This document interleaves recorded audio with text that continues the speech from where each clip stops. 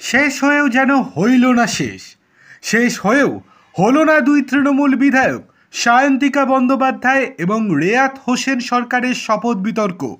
দুই বিধায়ককে চিঠি পাঠিয়ে রাজ্যপাল সিবি আনন্দ বোস জানিয়েছেন তাদের শপথ অসাংবিধানিকভাবে হয়েছে, সুতরাং তারা এখনই বিধায়ক পদে শপথ নিতে পারবেন না। তাদেরকে নতুনভাবে আবার বিধায়ক পদে শপথ নিতে হবে। যে শপথ তারা নিয়েছেন সেটা সম্পূর্ণরূপে অসাংবিধানিক।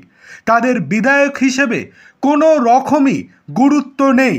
সায়ন্তিকা এবং রেয়াত বিধানসভার ভোটাভুটিতে অংশ নিলে কি শাস্তি হতে পারে তাও উল্লেখ করা হয়েছে চিঠিতে।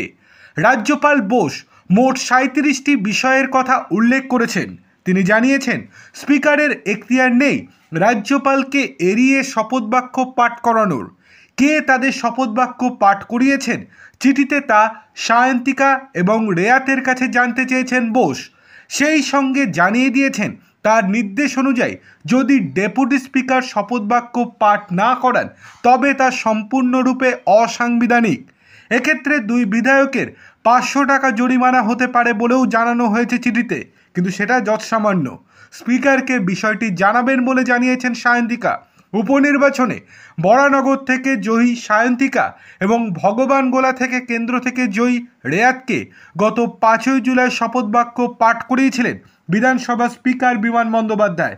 যদিও রাজ্যপাল বোস শপথবাক্য পাঠ করানোর দায়িত্ব দিয়েছিলেন ডেপুটি স্পিকার আশিস বন্দ্যোপাধ্যায়কে। বোস চিঠিতে জানিয়েছেন বিধায়কের শপথ গ্রহণের বিষয়ে রাজ্যপালের নির্দেশ পালন না করা সংসদীয় পদ্ধতি এবং সাংবিধানিক প্রক্রিয়ার পরিপন্থী।